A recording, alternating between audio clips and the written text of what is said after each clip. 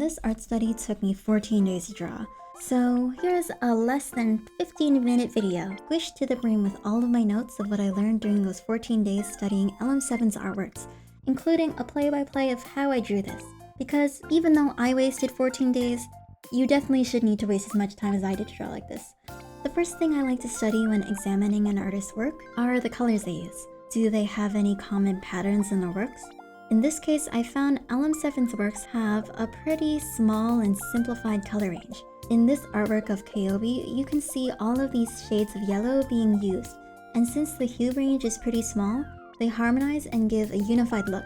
This is also shown here, but with coral red and pink as the main color this time, and here. Even the background is mostly yellow with many different values. Because the characters are made of a unified color, when the background is tinged with a complementary color, the character stands out. For example, the yellow is complementary to the mostly purple dog surrounding the character, and the greenish blue and cool grays contrast the warmth in the character's overall oranges and warm colors. The reds in this character really contrast this cool blue-green fire, and you can even see this contrast where the warm grays ends and the cool grays start. Another thing I like about LM7 is that their characters have very stylized bodies and shapes. Some simple things I found were that characters have blushed cheeks and squared knees, like here and here. The hourglass figure is also pretty noticeable, the shoulder width matching the thigh width with a pinched in waist. Finally, touching upon rendering, LM7 has rough lines, with line widths being typically thick for overlapping objects, but thin for things like folds, like here and here. Speaking of folds, there are a lot of them in all of these clothings. I think the folds are there to eliminate the otherwise empty space on the character, and it also matches the busyness of the hair. Instead of simplifying the hair into large sections, LM7 seems to go the hard route, rendering a lot of curls a lot of the time. Otherwise, you can see some smooth gradients being used to depict the shadows and highlights, but a lot of the rendering is being done with a half-opacity hard brush. Using these observations, we can then get back to the speed paints and show how all of these are used in practice. So let's start all the way from the beginning back to day 1. You can kind of see what I was focusing on with these roughs, being body shape, pose, and proportion. Day 2, I started on the line art. My goal here was to use 2 line widths. Since LM7's lines are sketchy and rough, I didn't worry too much about it and just tried prioritizing readability, since LM7's lines and overall style is pretty busy. For the outer lines and where things overlapped, I stuck with the thick brush, and for the smaller details, I swapped over to the thinner brush. I just used the simple default G pen, which comes with Clip Studio Paint, with a modified pressure setting curve like this, since I felt I had a bit more control with this setting. Of course, I tried to emulate LM7's facial proportions with large eyes and a small nose. On day 3, I continued to draw the line art from top to bottom. If you want to draw faster, there are 2 ways to do that. 1, you draw the correct line on your first try. 2, failing that, you minimize the amount of times you redraw something. The more times you redraw something, the more time you waste. So I'm not the type to spend much time on my roughs, since my mentality is, if I'm just going to redraw anyways, what's the point?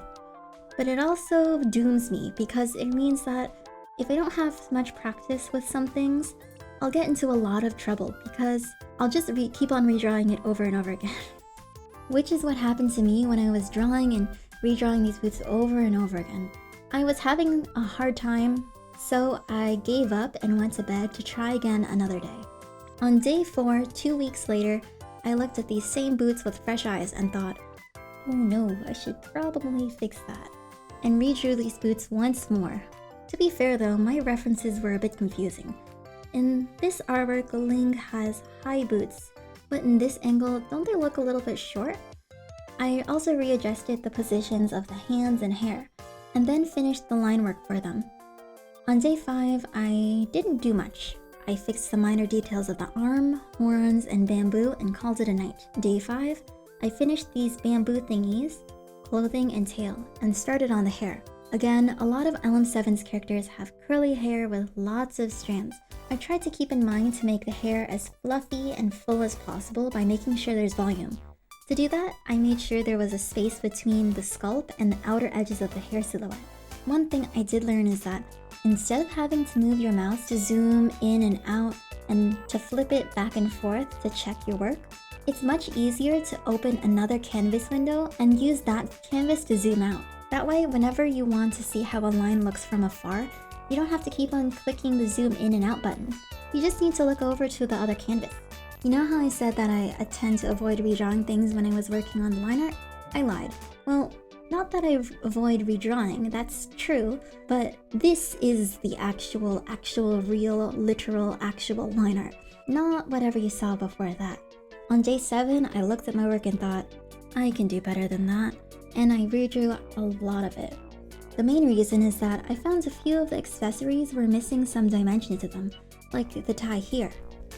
The hip area also looked weird to me, so I drew a bit of the structure underneath to get a better idea before redrawing these parts. After the finishing touches on the line art, I then moved on to the dragon in the background. Since a few of LM7's characters have this character and animal composition, I wanted some volume, so I made a cube to help me out, and 1-point perspective to keep it simple. From this point on, you can just ignore everything that's happening on the screen until day 9, because as you can see, these colors are way too washed out and don't have enough contrast. To be honest, I don't think I was using my brain cells. I don't know what I was thinking when drawing this. But anyways, on day 9, I just restarted from nothing. I just deleted it all. I made a layer for the warm colored character and a cool colored layer for the dragon to separate the two. And then I overlocked the layers to use the gouache brush to put some rough colors. I chose the gouache brush because not only is it half opacity, but it mixes with the color underneath so the warmth peeks through. Because the gouache brush is messy, you can just use the eyedropper to color pick from the mess that is your canvas, and then just refine it with the G pen. I personally like around 80% opacity, because it's not too translucent that you need to go over the same area a bunch of times to hide the mess, but also not too opaque that you're unable to make gradients with it. On day 10, I found the easiest way to make the thin strands of hair have some dimension was to work from darks to lights, building the highlights on top to make the hair look a little bit more three-dimensional. And then I just continued refining everything. Day 11, just more refining and making little details. When I got to the hair, I thought it was a little too dark for my liking, so I used glow dodge to brighten some parts before rendering. I knew the hair was going to be a struggle, because the dragon was also blue and would blend into one another, so I abandoned it to work on the dragon, just playing around with the colors with the tone curve and color balance settings. I wasn't sure if I wanted to fully realistically render the dragon, not just because it would take a lot of time, but also because I really like this triangle texture here. I just made a rough outline of the triangles by bending this pattern around the curves of the dragon. And then slowly and meticulously, I drew every single triangle, one by one. On day 12, I wanted the dragon to look kind of like a spirit, so I messed around with the effect options. If you duplicate the layer and then go to Filter, Effect, Artistic, you can change the process to Lines Only to make the outline of the dragon like this, and then use layer modes to change the colors. To make the character stand out, I darkened the area behind her before finally moving on to the hair. Since the colors were already placed, I just made sure to follow the flow of the curls, making a lot of sickle shapes before using black with a soft brush to darken the shadows. On day 13, I finished up the hair and then went over one more pass over the character. In particular, I filled the empty spaces on the clothing with lots of folds by using a lighter shade for the highlights. And then I thought the shadow for the chest was a bit too harsh, so I sectioned off the area using the selection tool before using a soft brush to get that nice smooth transition I wanted. I also redrew some of the lines to make them thicker, like the outlines, so again, the character could stand out. This character I'm drawing here has some inky hair, so I just tested out a few brushes before deciding on the dry ink brush, changing the blending mode to normal before going over the tips of the hair and edges of the dragon with it. And although LM7 doesn't do this, I made a simple shadow underneath to further show the blue glow of the dragon. To keep it in line with my reference, I used the dry ink brush to draw the sword in the dragon's mouth, and then changed the layer blending mode to color dodge. Finally, on day 14, I compressed the layers so that I can edit the colors with color balance to make the character a bit more orange tone. And with that, I was finally done my LM7 study. If I were to redo this again, there are a few things I would change.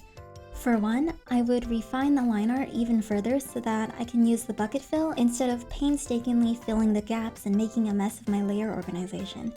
And if I were to grade it overall as a study, it doesn't look much like LM7's work, especially the dragon, so I would give this a solid D+. One thing I do want to try is to work on my background skills, since although this character isn't floating in space with the shadow, it does feel a little incomplete. But I do think I learned a lot, like how to draw many hair strands, how to make colors look harmonious, and how to draw many triangles. And I also think this is the first time I drew a dragon, so not bad for my first try. Although it's missing the legs. In my defense though, it would have been hidden behind the character anyways. I hope that if you do try this, you can learn from my mistakes and don't spend 14 days drawing one picture.